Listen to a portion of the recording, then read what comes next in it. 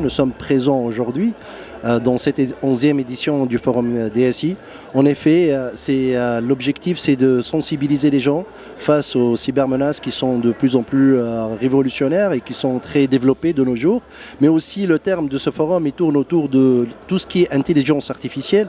En effet, l'intelligence artificielle, elle permet aujourd'hui aux acteurs en cybersécurité de, je dirais, propulser leur détection, de faire en sorte que ce soit un radar, car tout simplement avoir des humains qui surveillent les cybermenaces, c'est pas évident de les avoir présents 24 sur 24, 7 sur 7, mais aussi de les avoir en train de détecter, d'analyser des millions de signaux. C'est pour cela l'intelligence artificielle, elle nous permet d'améliorer cette détection, qui en effet, selon une étude faite, il y a en fait une réduction de 27% du coût de détection grâce à l'IA, qui a une machine automatisée qui nous permet de faire le travail d'une façon robotisée, mais aussi d'une façon très approfondie. Mais aussi, pas seulement réduire les coûts, et on constate que ceux qui utilisent l'intelligence artificielle dans leurs solutions, ça leur permet de réduire les détections et ça leur permet de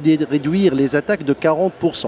Chose qui prouve bien l'importance et l'incidence de l'IA dans la cybersécurité. En effet, il y a des exemples qu'on pourrait vous donner par rapport à l'utilisation de l'intelligence artificielle.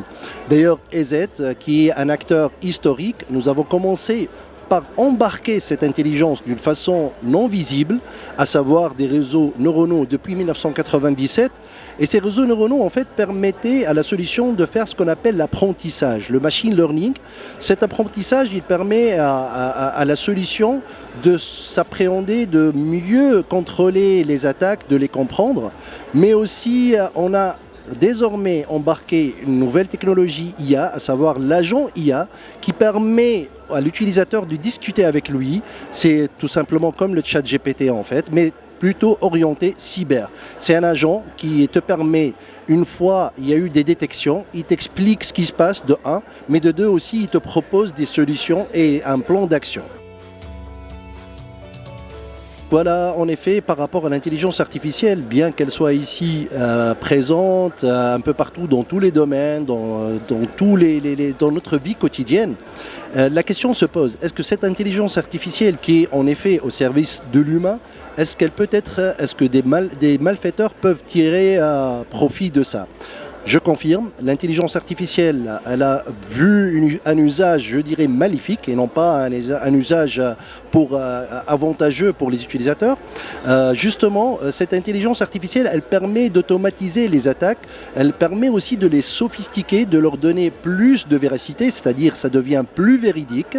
À titre d'exemple, avoir un mail de phishing, c'est d'ailleurs le vecteur le plus important d'attaque, à savoir la messagerie. Un mail de phishing, il s'est vu se faire développer par l'IA énormément, vu que on peut demander à la machine intelligente de rédiger un mail et qui va lui donner plus de crédibilité et aussi d'avoir toutes les langues possibles. Je donne un titre d'exemple, les Japonais auparavant c'était un pays épargné par les phishing car tout simplement leur langage il est un petit peu difficile pour qu'il soit utilisé par les attaquants partout dans le monde, mais voilà qu'avec l'intelligence artificielle ça a permis de renforcer ce genre d'attaque au niveau du pays et ça a augmenté énormément. Donc je confirme que l'intelligence artificielle, elle pourrait être utilisée pour des objectifs malveillants en fait.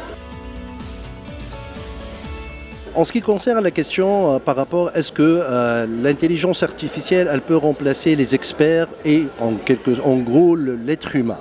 Eh bien la réponse est non, tout simplement car l'intelligence artificielle, ça reste une machine, donc elle est dépourvue de contexte. Ici, l'être humain, il va nous aider. Une fois que l'intelligence elle a fait son diagnostic, elle a tout simplement remonté les alertes. C'est ici que vient le cœur et l'importance de l'activité de l'humain qui va donner le contexte de cette alerte. Est-ce que c'est vraiment une alerte fiable ou bien c'est ce qu'on appelle en cybersécurité faux positif, c'est-à-dire une alerte qui n'est pas réelle? Eh bien, L'importance de l'humain, c'est que tout simplement, il va dire oui ou non à la machine, car si on va laisser la machine à notre sort, à son sort, il se peut qu'elle prenne les mauvaises décisions, qu'elle arrête carrément l'activité de l'entreprise en supposant que tel processus, c'est un processus malveillant, c'est un virus, c'est un comportement malveillant. Eh bien non, il se peut que ce soit une activité numérique de l'entreprise, une machine qui est en train de fonctionner normalement. C'est pour cela, en fait, qu'on a besoin réellement de l'humain pour contextualiser tout ce qui émane de la machine.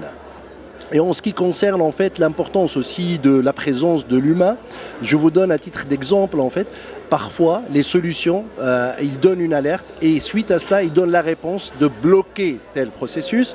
Voilà que l'humain, il va dire non, ce processus-là, on doit l'exclure, il est légitime, il fait partie de l'activité numérique de l'entreprise et voilà que ça continue de fonctionner. En ce qui concerne l'intégration de l'intelligence artificielle dans les solutions de cybersécurité dans les entreprises, sans pour autant compromettre les données privatives, les données privées de cette entreprise.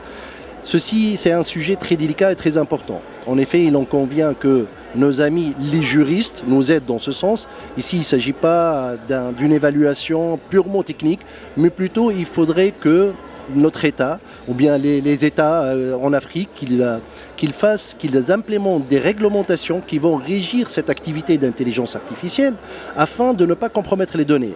À titre d'exemple, au tout début, le ChatGPT, quand il a été mis en place, il n'y a pas eu des règles qui ont été mises au niveau de cette open source application. Qu'est-ce qui s'est passé en fait? Tout simplement, les travailleurs, les employeurs de Samsung, ils ont commencé à propulser leurs activités, leur rendement, leur productivité en accédant à ChatGPT, en demandant des informations, en demandant des technicités, etc. Et voilà que de l'autre côté, il y a des gens qui sont des malfaiteurs, je dirais, des attaquants. Ils ont profité que ce modèle-là, il est ouvert. Ils ont demandé à ChatGPT, ils lui ont dit: qu'est-ce que tu connais, qu'est-ce que tu sais sur Samsung? Et voilà que toutes les données qui ont été intégrées par les employés de Samsung ont été divulguées, chose qui va compromettre l'activité d'un tel géant dans le monde.